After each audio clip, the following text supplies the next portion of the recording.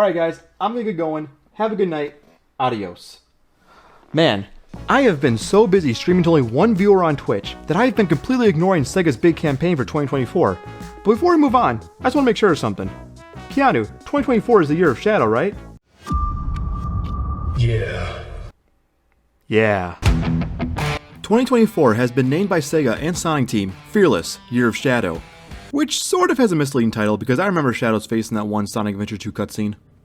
Shadow, what are your biggest fears? Probably confined spaces and falling. What the? Gotcha. Oh my god!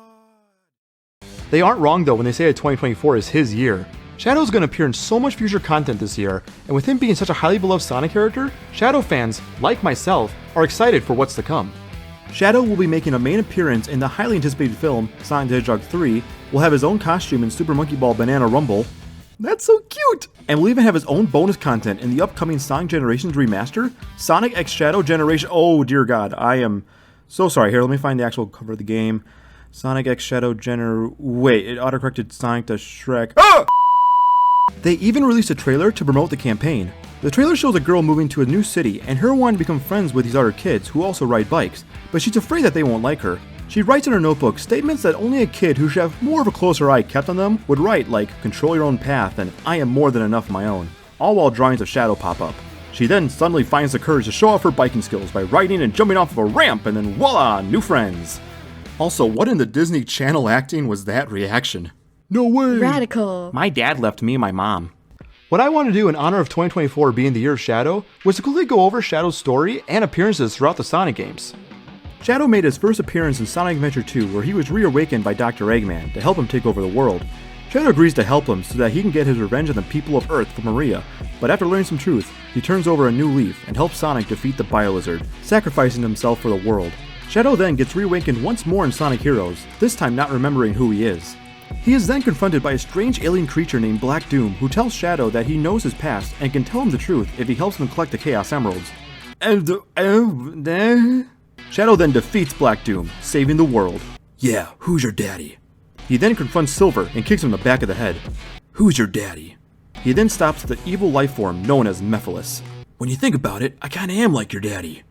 Later, he is shown as a knight and fights Sonic with a sword. If I may ask, who is thou, father? He challenges Sonic once again in a time paradox. Who's your time paradox, daddy? And we don't talk about Sonic Boom. And finally, he absolutely smacks the crap out of Infinite, making him look like a little wimp. Yeah, who's your daddy, you little bitch? Wait, can we rewind for a second? Okay, let's talk about this. In 2005, Shadow the Hedgehog got his own spin-off video game due to his humongous rise in popularity among Sonic the Hedgehog fans. Unfortunately, it ended up becoming a game that most of the Sonic fan base did not enjoy playing. This is mainly because SEGA and Sonic Team experimented with new ideas and concepts for the game that fans thought just did not work or even make sense for the Sonic the Hedgehog world and its characters. One of the biggest new concepts they tried out was having the story mode have different routes you can go on depending on what specific mission you decide to complete in the stages. This didn't resonate with the players because it was really confusing considering everything that was already involved within the story mode. Even though taking risk with your content and media may surprisingly work out for you in the end, most of the time, they really don't because of your fan base's views. Trust me, as a giant Spider-Man fan, I know what it's like to watch a risky idea not work out.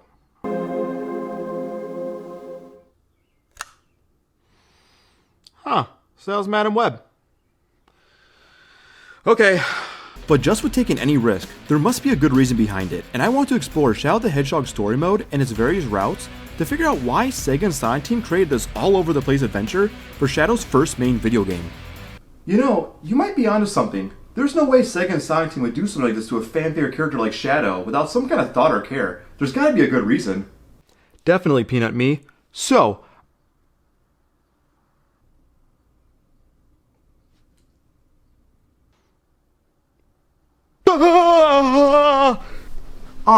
dang it, man, did I miss the intro?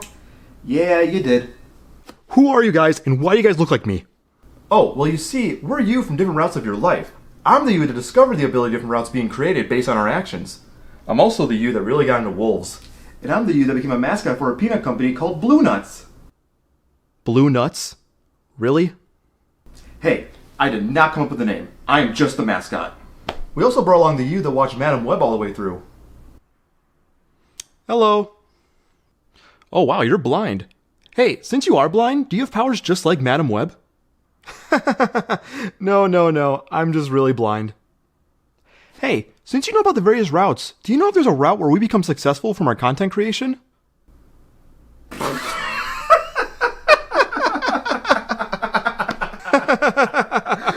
Yeah, and Madam Web's a really good movie.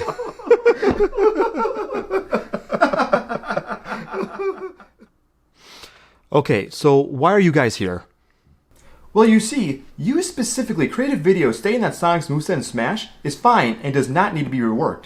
This created a pretty dark timeline, and now I'm trying to prevent a certain event from happening, and the only way to do that is to have all three of us here support you while you make this video. Oh, okay. So what are you trying to prevent? The explosion of Earth. Ah, gotcha. So, what? It's gonna be alright. Just go on with your video. We'll be here to support you. Alright. Well, just like with most stories, let's start from the beginning. Before playing the first stage, a cutscene opens up showing Shadow looking at a city in the distance. He's trying to remember who he is as well as Maria since she keeps popping up in his head and showing horrible images. Then aliens fall from the sky. Yep, they just get into that right away. Also, Shadow does not give a single crap about these aliens, like at all. Yeah, I've been chased down by Vector on steroids. I've seen it all.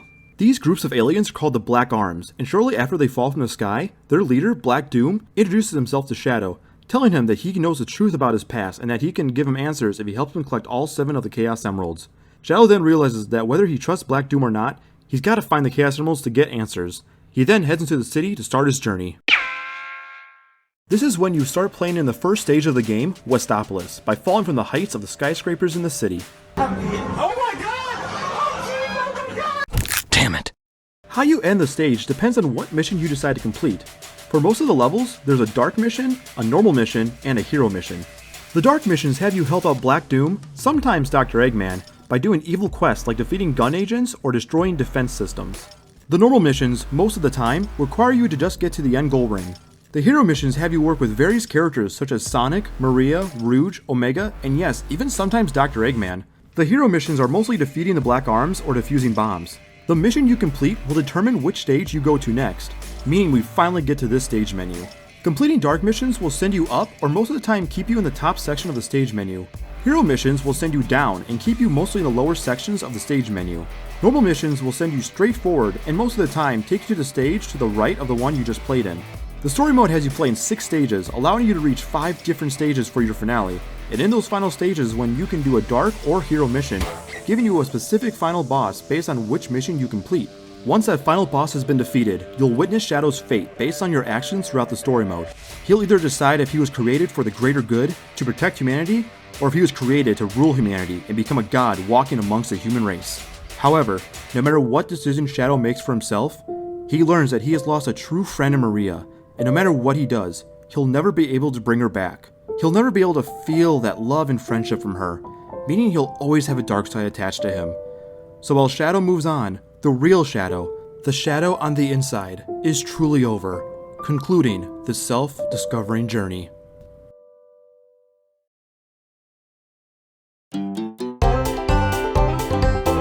Nah, once you beat the story mode, you start it up again, watch the same opening cutscene, and fall from great heights once more. Shadow the Hedgehog is not a one-and-done story, you silly goose. You may have beaten one final boss, but you gotta go back and defeat the other 9. So yeah, you gotta beat Shadow the Hedgehog 10 times before getting the true ending.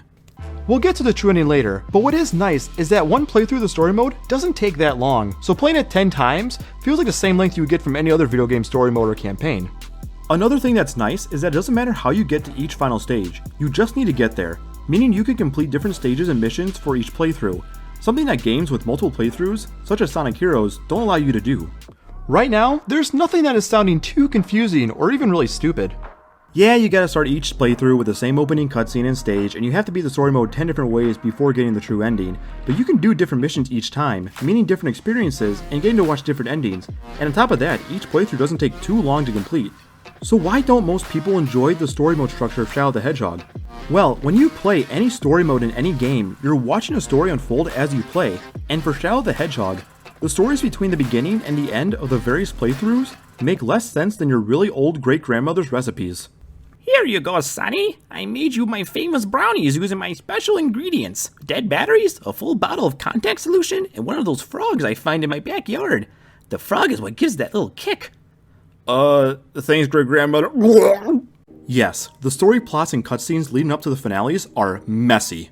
Hey, did great grandma use blue nuts in her brownies? No, shut up, peanut me. Let me talk. First off, I will say this. If you do a playthrough playing mostly one side of the missions, but then do one mission that does not relate, the story plot and flow will still be kinda consistent. An example being completing 5 hero missions, but then randomly doing one dark mission. It'll still make sense because you did mostly hero missions, but it won't be that polished in terms of storytelling. So doing all, or at least most, of the hero missions will get you. Yay! Doing the same thing, but for the dark missions, will get you. Yay! And doing mostly normal missions will get you. Hooray! But even then, some cutscenes and plots just won't make sense because of ignoring previous or future actions.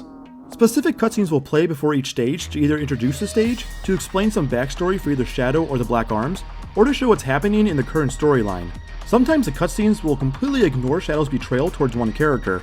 You could be helping out the heroes for a good chunk of the game and then randomly decide to defeat all the gun agents for a stage, having you complete the dark mission. Then in the next cutscene, Sonic will just pretend like you didn't do anything wrong. Hey Shadow, I saw that you shot Tails back there. That was kind of weird, but I'm just gonna assume your finger slipped on the trigger or something. It's okay, I'll just make a new friend. Quick side note, Sonic is a moron in this game.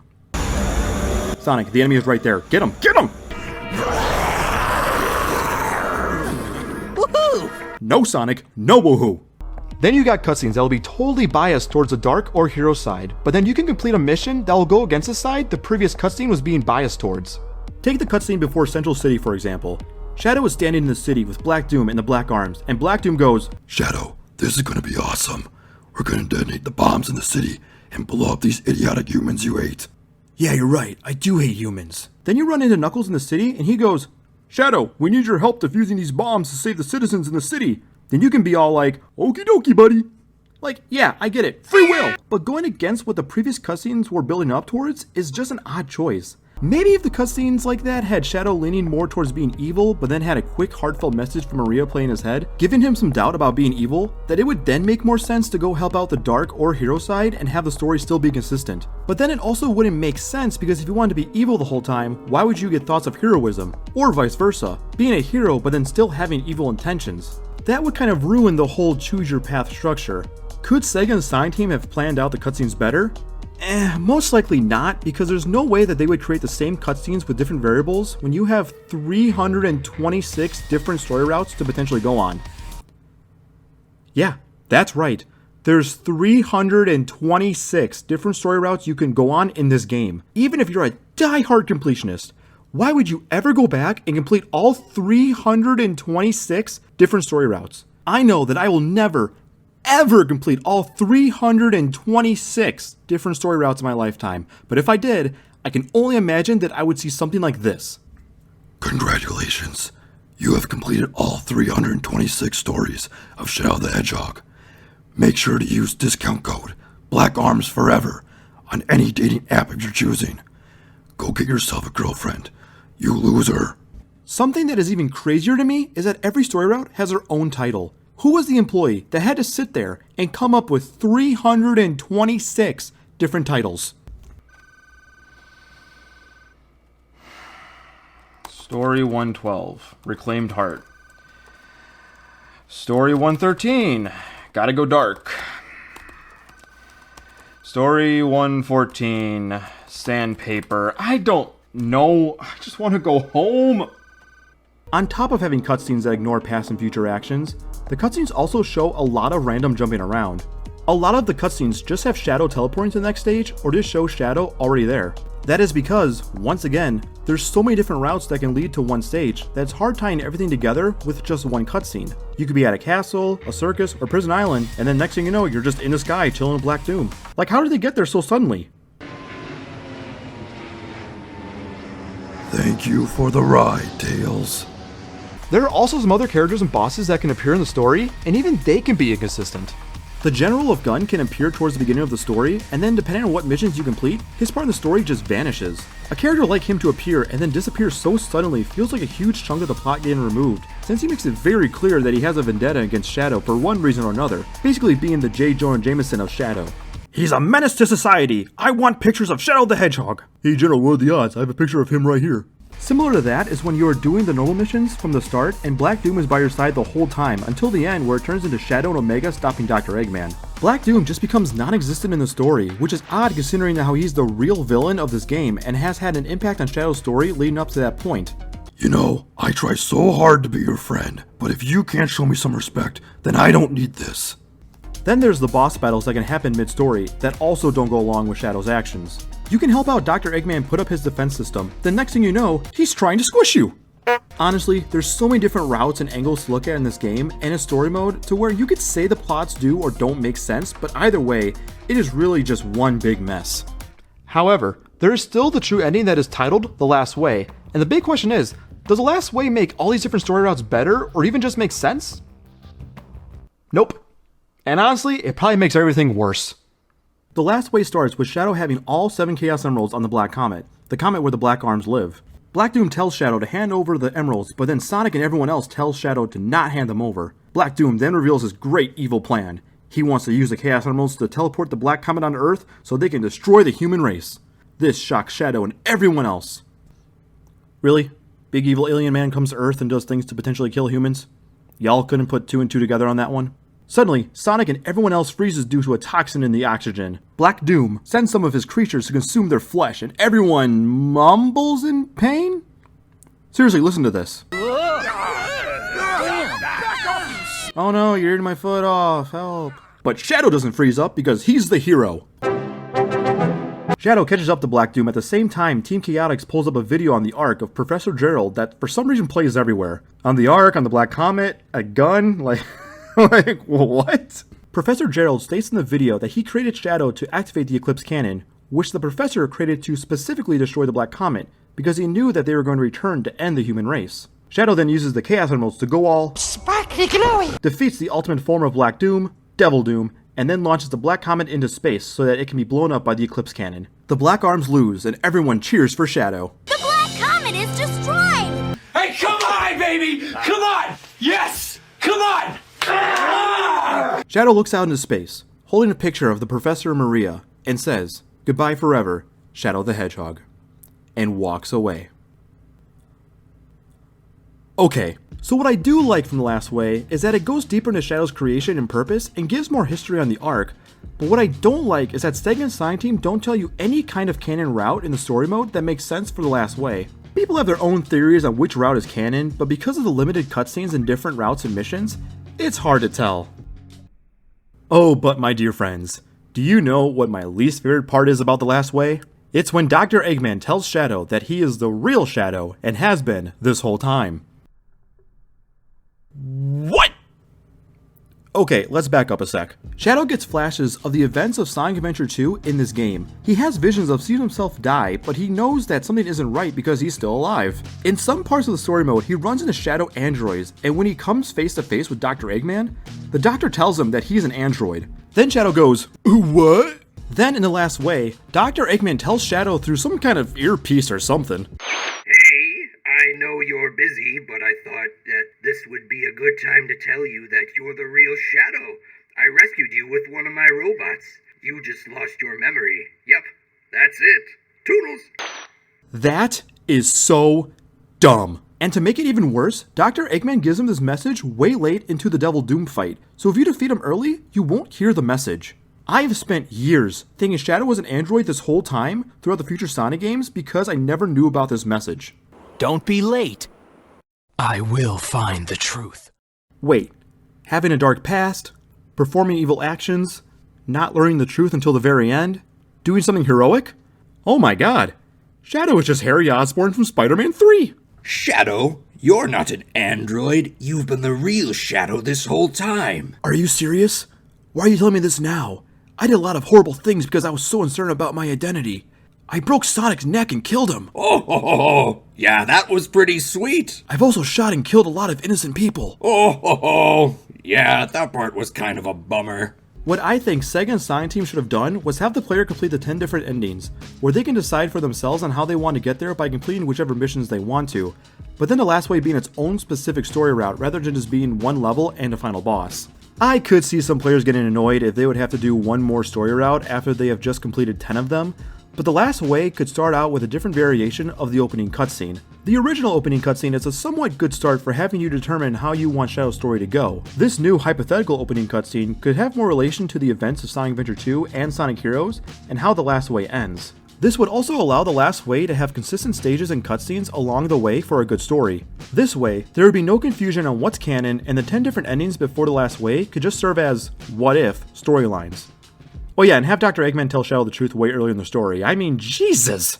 So, is there an answer to why Shadow the Hedgehog has this unusual story mode structure? In the actual Shadow the Hedgehog story mode, not at all. It is mostly all over the place with the different story routes, and the last way doesn't do anything to make the overall story better. But honestly, I don't think the answer to why the story mode structure was created is found inside the game itself, but is actually on the outside of the game. Huh? Let me explain. Why did Shadow the Hedgehog get his own video game in the first place? Well, it was because he became such a fan-favorite character. And why did he become such a fan-favorite character? Well, it could be one of two reasons. One, it was the early 2000s, and that's when we were all going through our emo phases. Gosh darn it, My Chemical Romance! When I was a young boy, my father took me into the city. But then second, I think it's because most of us relate to Shadow. I can't believe I'm saying this, but that trailer Sega created for the Year of Shadow makes sense in some ways. Most of us have had losses in one way or another. We all want to find our purpose in life, and we all want to do what we think is best. We want to choose our own paths, despite the challenges life throws at us. I really think SEGA and Sonic Team knew this, and they wanted to create a new way we could connect more with the character, and that way was to have us decide Shadow's fate. Shadow is a character that works better for this idea rather than someone like Sonic because of Shadow's complex past. Sonic has had tough moments, but in the end, he's gonna do the right thing, where with Shadow, he will most likely do the right thing as well, but there is that history attached to him, where, if motivated to, could go in the opposite direction. I mean, he uses a gun in this game. That's a pretty good sign there's something dark inside of him. You take Maria's stock, you're gonna get the clock. But wait, why does Shadow use guns in this game? Well, it turns out it's because some Sonic fans were requesting Sonic to use guns. SEGA and Sonic Team knew that Sonic would never do that, but figured Shadow could potentially use a gun when given one. The use of firearms and other weapons, I believe, is another reason why Shadow the Hedgehog had this type of story mode. It was to have us use our imagination. While it doesn't make sense in the long run, it gave us a Sonic experience through a different mindset. To me, Shadow the Hedgehog feels like playing with your action figures or dolls as a child. It's your journey, your ideas, you can do whatever you want. I mean, when I was a kid, I was having Mario and Batman fight sharks in the bathtub. It was awesome! It is totally understandable why most Sonic fans don't enjoy this game. It's got plot holes throughout its various stories and has a true ending that cleans up some story details but also makes some details worse and makes everything the player did before sort of pointless. And yeah, it does suck that this is what we got for Shadow's first game. Shadow is such a beloved character, and I think we all would have rather had a single storyline to experience for him. This whole experimentation with a different story route structure and odd concepts, like the usage of firearms, might have gone a little bit better if it was used for a Sonic character with less cultural impact. But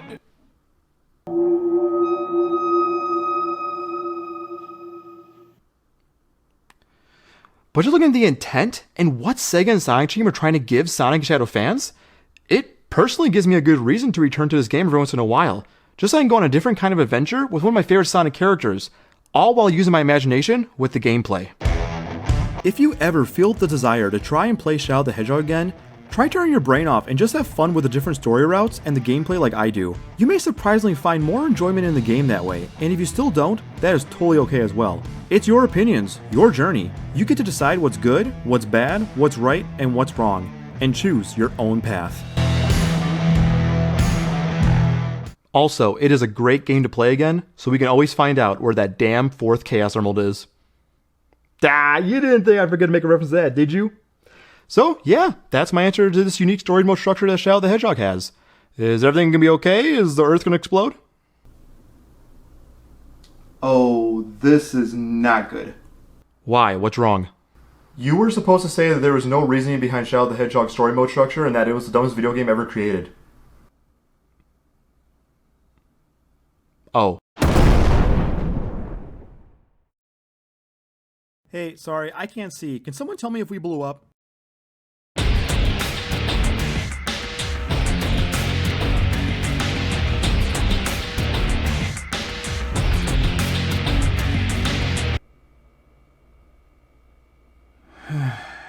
Story 278. Shadow buys motorcycle insurance. Story 279. Bean burrito.